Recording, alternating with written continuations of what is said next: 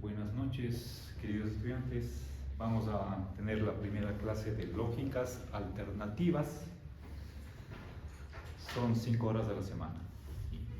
En esta primera hora quiero presentarles el sílabo de la materia. Entonces veremos básicamente el objetivo de la asignatura, el contenido, método de evaluación y bibliografía.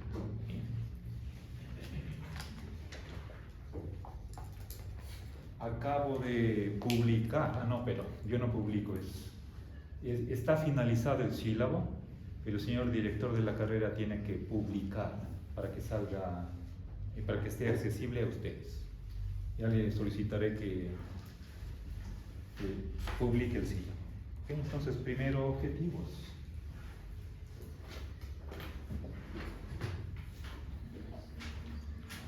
Empecemos por el nombre.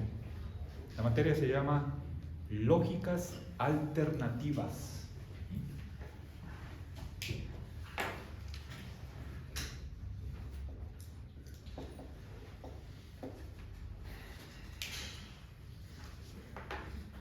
¿Alternativas a cuál?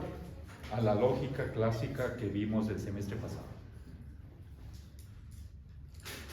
Ya les voy a indicar en dónde está el distanciamiento o la novedad del tipo de lógica que vamos a ver en este ciclo. No es lógica clásica. Y está en plural. Las lógicas que se apartan de la clásica empezaron a principios del siglo pasado. ¿Sí? Eso quiere decir que una lógica que tiene esa mentalidad de Parménides y Aristóteles, que fue sistematizada por Frege, ha tenido unos 2300 años de vigencia. Recién en el siglo XX, después de más de 2 milenios, se ha pensado de otra manera. ¿Sí?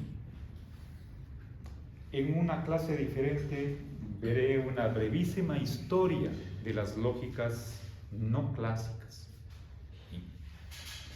Bien, objetivos, básicamente, en lo principal, los mismos de la lógica clásica. Y ese objetivo está en el perfil de salida de la carrera. ¿Sí? La licenciatura en pedagogía, realmente es pedagogía de la filosofía, aunque el nombre oficial sea diferente, tiene como uno de sus propósitos principales el de desarrollar el pensamiento racional de los estudiantes. ¿Sí? Esa es una capacidad o habilidad. Entonces es potenciar el pensamiento lógico.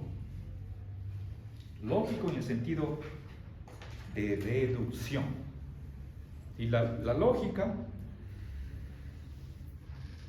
es el estudio de la argumentación.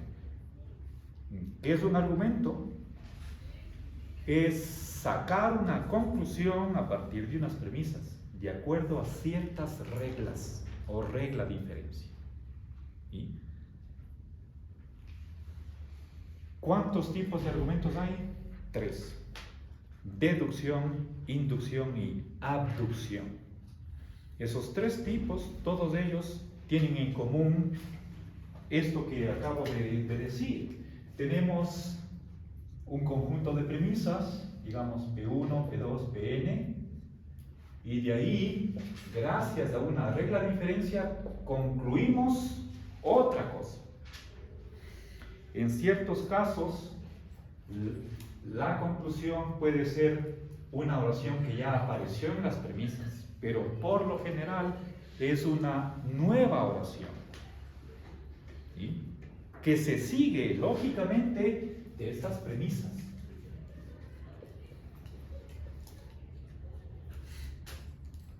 Ahora,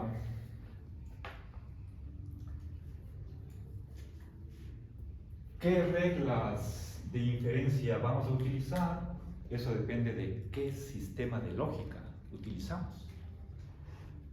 Nosotros estamos familiarizados con la lógica clásica, pero no es la única lógica. Ya les he venido anticipando desde el semestre anterior, ahora vamos a profundizar en eso. ¿Ok? Y anticipándome o sabiendo que este ciclo es continuación del anterior, ya venía como preparando el camino, les hablaba de dos negaciones. Bueno, ya voy a desarrollar ese punto. Ok, entonces lo principal es esto de acá, esta relación que es en dos direcciones, o bien de las premisas o premisa hacia la conclusión, es esta línea hacia abajo, o al revés, tengo una conclusión y tengo que buscar qué premisas necesito para llegar a esa conclusión. Relaciones lógicas.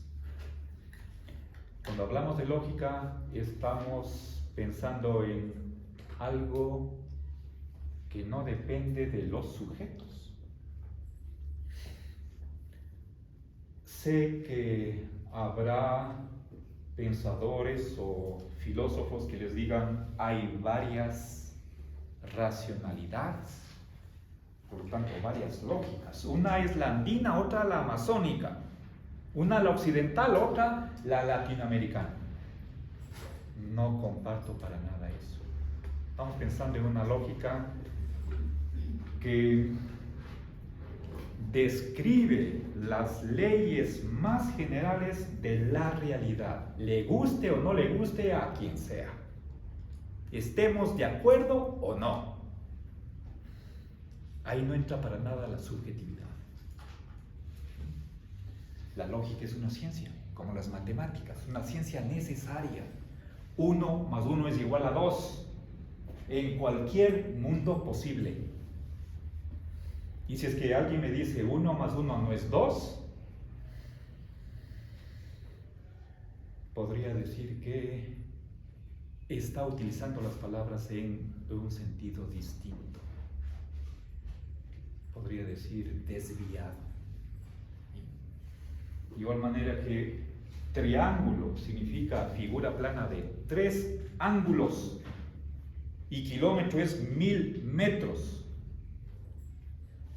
Así son las verdades de la lógica, verdades que podríamos llamarlas analíticas, en algún sentido aceptable de esa palabra, que no voy a explicar el día de hoy.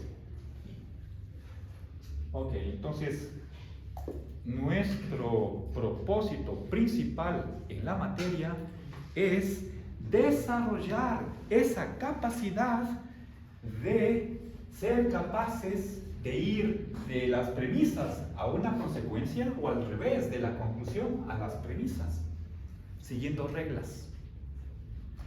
No en una lógica clásica, sino en otra lógica mucho más potente, que va más allá de la simplicidad de o verdadero o falso, con dos valores. Ok, bien. Entonces, tenemos que desarrollar la razón. De eso se trata. El razonamiento. A ver, pero aquí tengo que hacer una distinción. Una cosa es la razón y que podemos entenderla en sentido ontológico, si quieren ustedes metafísico, como lo hizo Heráclito o Hegel, una razón que está en el ser. Alguien ha definido la lógica, es Ferdinand González,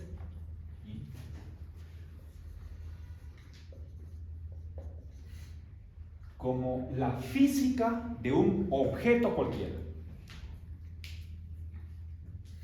La lógica,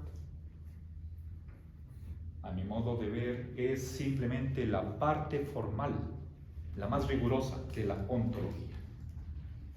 Es decir, la lógica está describiendo leyes de la realidad. Y eso se puede presentar en un sistema axiomático. Otra cosa es cómo es nuestro pensamiento. Una cosa es el ser, la realidad, y otra cosa es nuestro pensamiento. Nuestro pensamiento tiene que ser lógico y trato de que este curso les sirva para desarrollar las capacidades lógicas de ustedes. Pero esta lógica no es invento humano, está acá, en la realidad. Aquí está la razón. Si quieren ustedes esta vez con mayúscula. Una estructura del mundo, del universo. Esas leyes las vamos a estudiar. ¿Y? Ok, entonces aquí hay simplemente un reflejo, una representación formal de cómo es la realidad. La lógica está acá.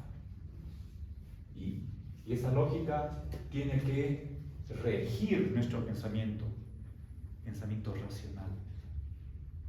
Por supuesto que nos falta muchísimo para ser racionales. Solo tenemos una semi-racionalidad.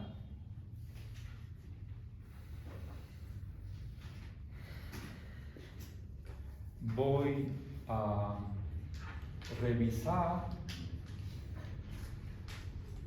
las notas del ciclo pasado.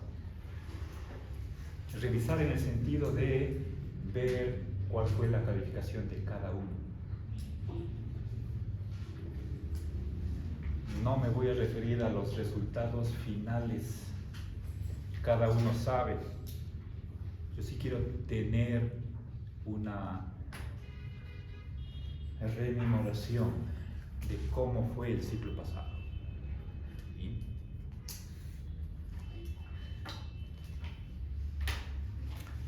Ok, bien. Este es el objetivo principal. Ahora, el plus, la novedad con respecto al ciclo pasado es que vamos a ir más allá de la lógica clásica. Vamos a ver otras lógicas. ¿Sí? ¿Ok?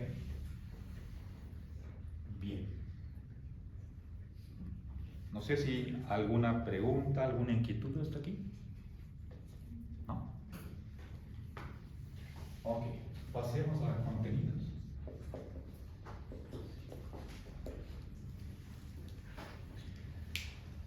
A ver. En una unidad introductoria, con la que vamos a empezar hoy día, tendremos que dar una definición mucho más precisa, técnica, de la que utilizamos el ciclo pasado. Es definición de lógica. Quieren ustedes una nueva definición. Veremos un brevísimo vistazo histórico a los sistemas, sobre todo, que incluyen grados de verdad y admiten la contradicción. ¿Sí? Entonces, por una parte hay unas lógicas que son multivalentes, a diferencia de la lógica bivalente, con dos valores. ¿Sí?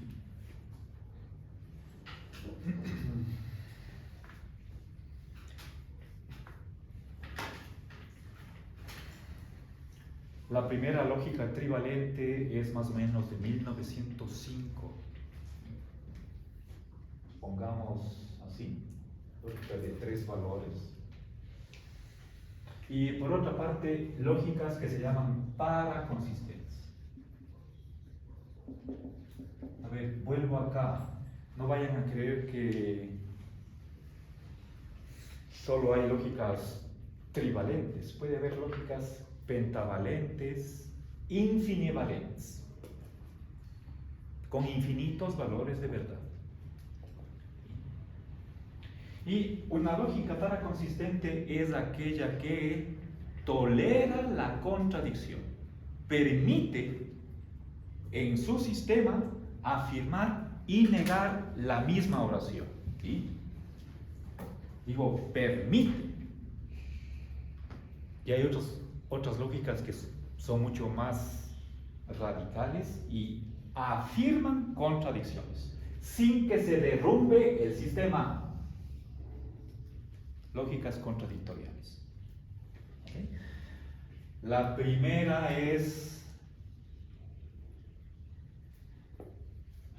fue inventada por 1949. Okay. Finalmente, para cerrar esta primera unidad, veremos una fundamentación. Y bueno, ¿por qué vamos a ver lógicas de este tipo? ¿Por qué no contentarnos con la clásica y punto final? ¿Sí? Entonces hay que justificar este enfoque multivalente y paraconsistente.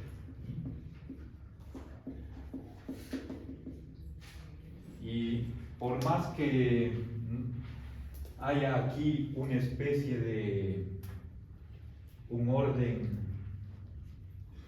deseable, empezaré por acá. Los fundamentos de un enfoque no clásico.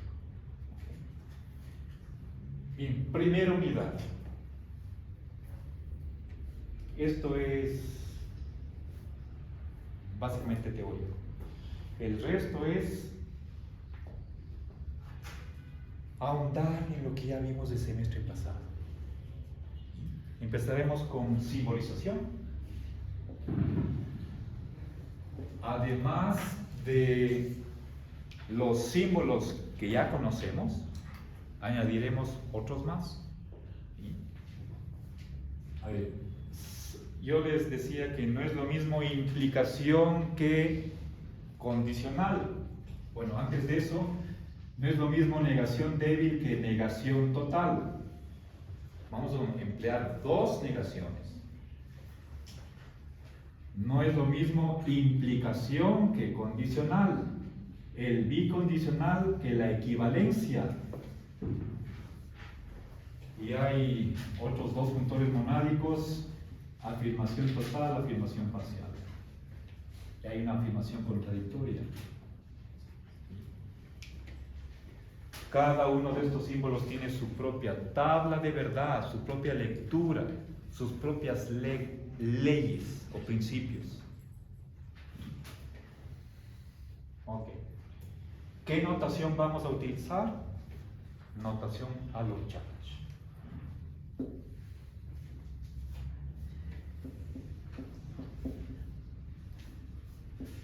Church, ustedes saben, este es el apellido de un lógico,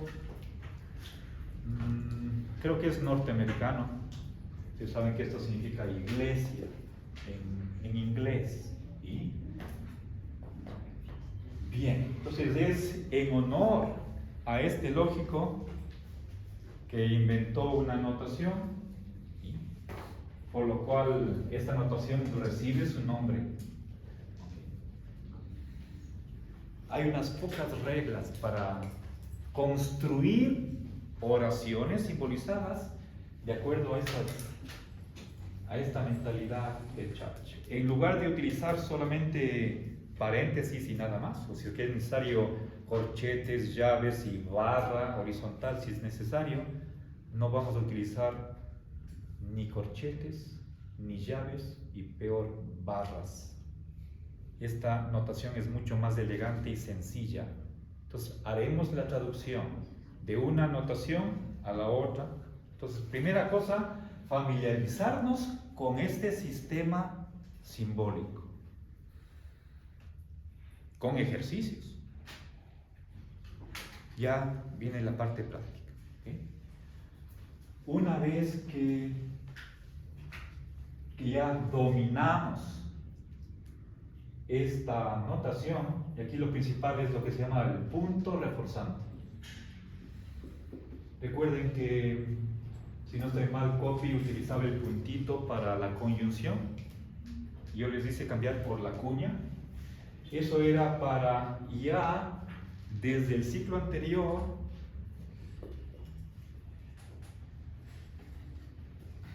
empezar a manejar la notación de hoy. ¿Sí? El punto significa otra cosa en esta notación. Y es este punto el que nos va a simplificar la formalización de las oraciones.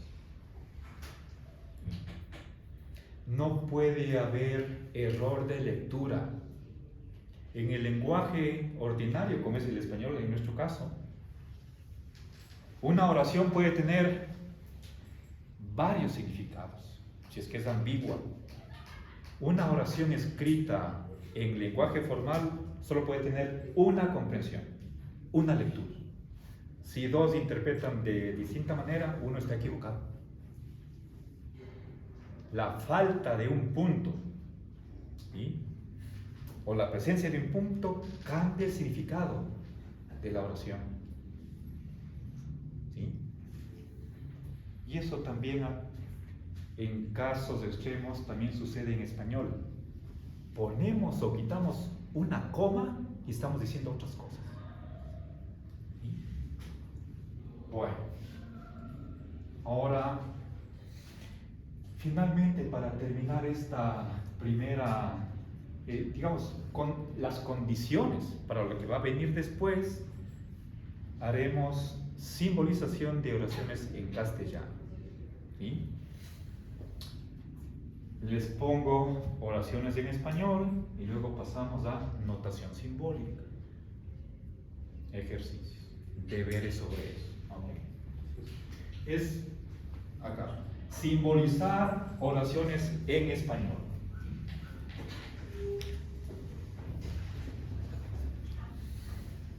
A ver, esto es lo que digamos es el alfabeto que vamos a utilizar, simbolizar oraciones en español.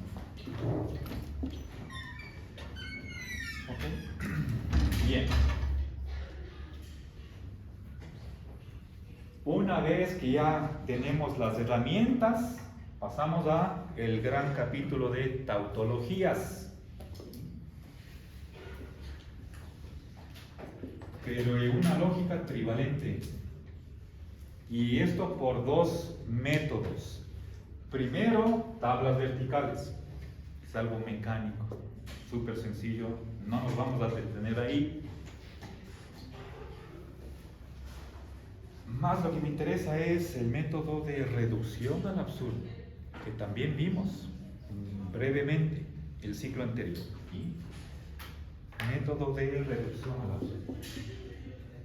Aquí nos vamos a detener por lo menos unas 3 semanas y creo que hasta aquí llegaremos para el interciclo, los primeros 2 meses. ¿Okay?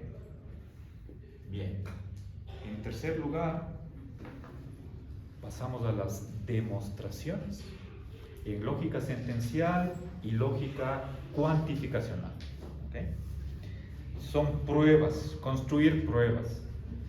Es decir, básicamente les doy premisas, pueden ser 3, 4, 6 premisas, igual 3, 4, 7 reglas de inferencia, y concluyan tal cosa. Y construimos la prueba con un método axiomático. No vamos a manejarnos con solamente 9 reglas de inferencia, unos 12 equivalencias, sino con decenas de reglas, 30 reglas. ¿Sí? En el texto que ustedes van a tener está al final lista de teoremas probados. Esta conclusión se llama un teorema. ¿Sí? Y en esa lista están cientos de teoremas. Entonces es, por ejemplo, en una prueba voy a utilizar el teorema A172, el A122, el A359. ¿Cuáles son esos teoremas? Vamos al apéndice y localizamos cuál es esto. Bueno, esto es demostración.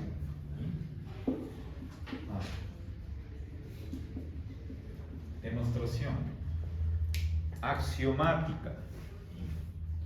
A ver, ¿qué diferencia hay entre tautología y demostración? La tautología es una verdad lógica.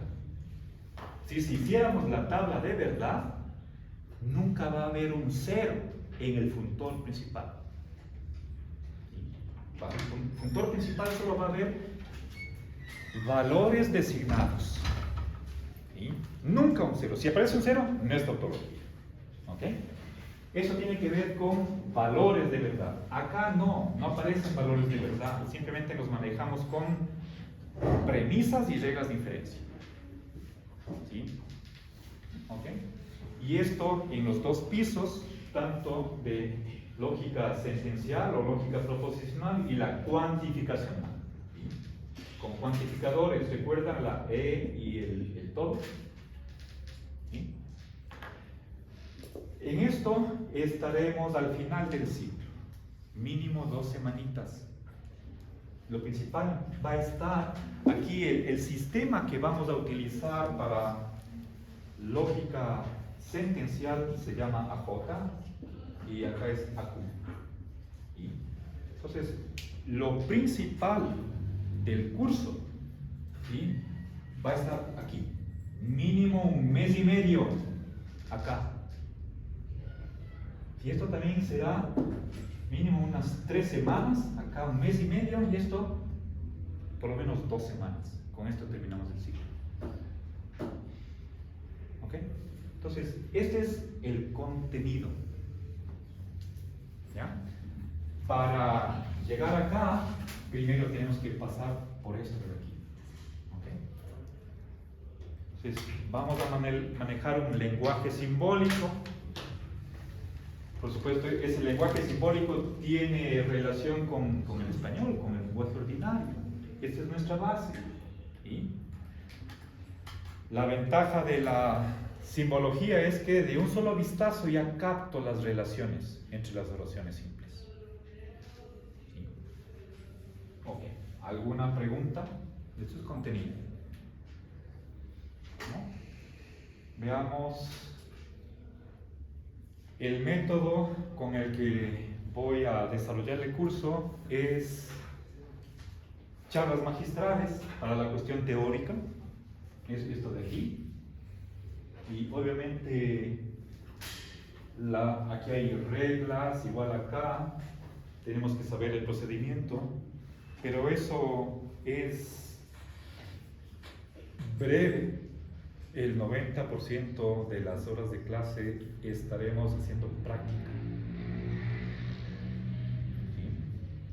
Entonces, un mínimo de teoría, lo suficiente como para desarrollar estas capacidades de simbolizar oraciones en español, determinar si una oración es o no tautología y demostrar, armar la prueba que me lleva de determinadas premisas con unas reglas de inferencias a una determinada conclusión. ¿Sí? Obviamente empezaremos por ejercicios sencillos, es decir, de 1 a 2 líneas hasta más de 10. En clase podemos hacer un ejercicio, aquí me alcanza para un ejercicio excepcionalmente poder hacer de unas 20 líneas o más, pero eso en clase. En deberes, son años que doy esta materia, lo que me interesa es que ustedes lleguen a un nivel que yo digo moderado. ¿Para qué complicarnos entendiendo las pruebas más largas? No hace falta. Pero no nos vamos a quedar con las 5 vocales. Eso no puede ser. ¿Sí? Bien, entonces veamos la evaluación, sistema de evaluación. A ver, antes de eso, recursos. ¿Qué texto vamos a utilizar?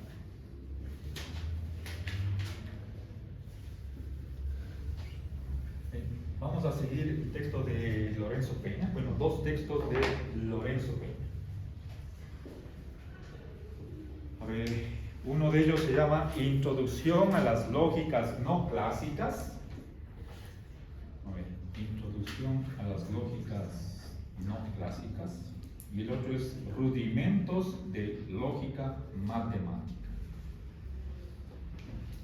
¿Okay?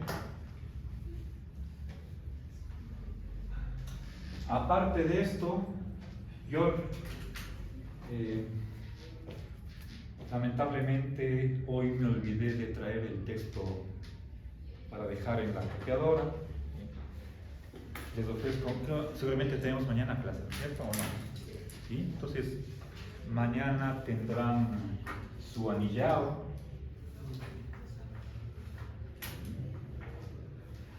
En donde va a constar también material sobre la justificación de este enfoque multivalente y paraconsistente y ejercicios para ejercitarnos y para desarrollar esta familiarización con la notación a Church y simbolización de los signos en español. Bien. Les voy a poner los textos enteros en el e-virtual, voy a subir. Solo en el anillado va a ir las páginas que van a ser objeto de estudio en estos 4 meses. ¿Okay? Bien, ahora sí, pasemos a evaluación.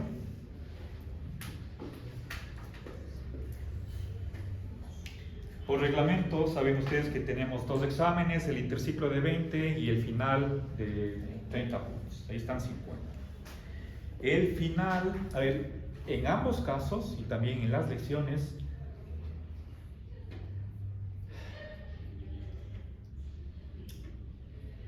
ustedes tienen que resolver ejercicios. Nada de teoría. ¿Sí? ¿Ejercicios de qué? En el primer bimestre será de notación de Church, de simbolización, de tautologías. En el examen final, de todo lo que hemos visto es acumulativo el final. Ejercicios. ¿Sí? Podrían ser 4 ejercicios y fin. En media hora estamos libres. Igual que el semestre pasado. ¿Sí? Bien. Ahora, veamos aprovechamiento. Aprovechamiento 1 y 2 es igual, 25 puntos. Y simplemente 2 actividades. En primer lugar, deberes o tareas.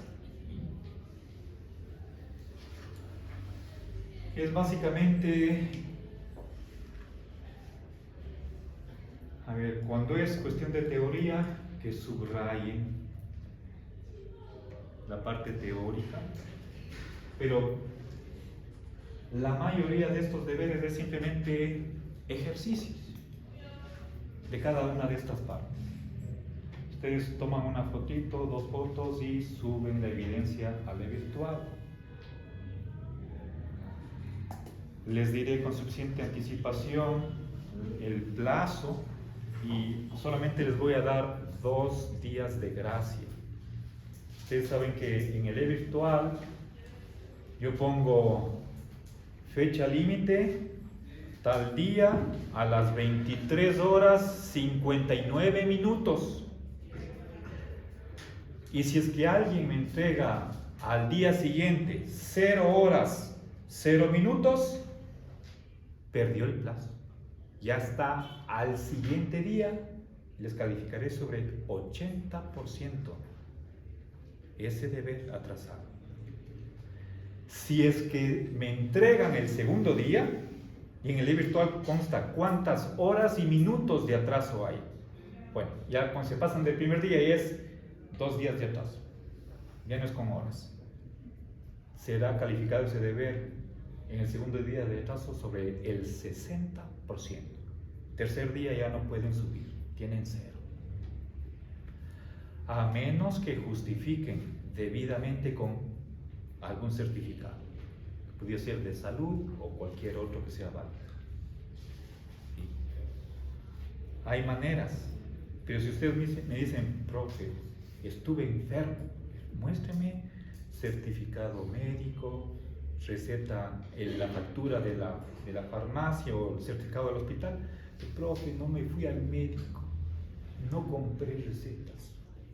Discúlpenme, nosotros tenemos un dispensario médico. Acérquense ya, el doctor les da el certificado y eso les vale. Si quieren recuperar un deber o una lección no dada, tienen que ser motivos justificados, por favor. ¿Ok? Bien, entonces aquí habrá aproximadamente unos 15 deberes, un poco más, un poco menos en cada aprovechamiento. ¿Eso cuánto les vale? 10 puntos. ¿Ya?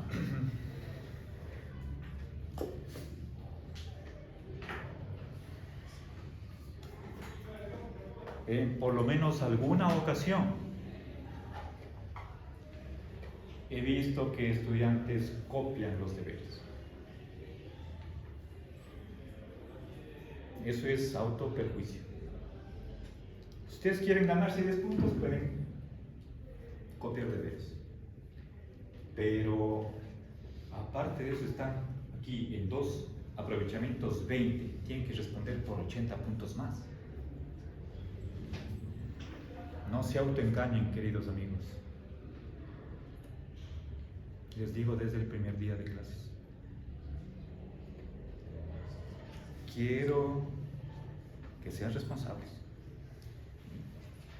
Okay. Y finalmente, segunda actividad y última, lecciones, 15 puntos. En 2 meses habrá por lo menos unas 3 lecciones. Y dependiendo de cuántos ejercicios les tome, después hago una regla de 3. Yo les califico los ejercicios, después y ahí saco 15 puntos, total 25. Multipliquen esto por 2, ya está. ¿Ok? ¿Ya? Al final del ciclo, no quisiera que el último día de clases me digan, profe, cambiemos esto. No lo voy a hacer. Entonces, saquen las consecuencias. Bueno, ¿alguna duda, alguna pregunta hasta aquí? ¿Ya? Cuestiones de atrasos. Ustedes saben, pueden llegar atrasados. Yo jamás vengo aquí a la hora en punto. Cuando es la hora, pero recién estoy terminando una clase antes. Bueno, hoy día no, que tengo libre. Pero puede ser que en otro caso me toque 4 horas seguidas, de 2 a 6. Salgo de un curso, primero hasta que recoja mis cosas, ponga en la mochila, vaya al baño, me dé un descansito o coma una golosina, se van tranquilamente 7, 8 minutos. Hasta llegar acá, que no vengo a paso de tortuga, ya están 10 minutos. Entonces no esperen que yo llegue para decir, permiso, profe, voy al baño. Aprovechen esos minutos. Sale el profesor y ya, respiren, vayan a tomarse su descanso. ¿Sí? Llego yo, no es que pongo seguro en la puerta. Ustedes tranquilamente, si desean asistir a clases, no golpeen la puerta, aunque esté cerrada. Abren y tranquilamente, sin tratar de interrumpir, se ubican en su puesto, con la condición de que se hagan anotar la asistencia, nada más. Ese mismo día, al final de la clase, Yo empiezo, voy a retomar la lista de asistencia. Bueno, eso creo que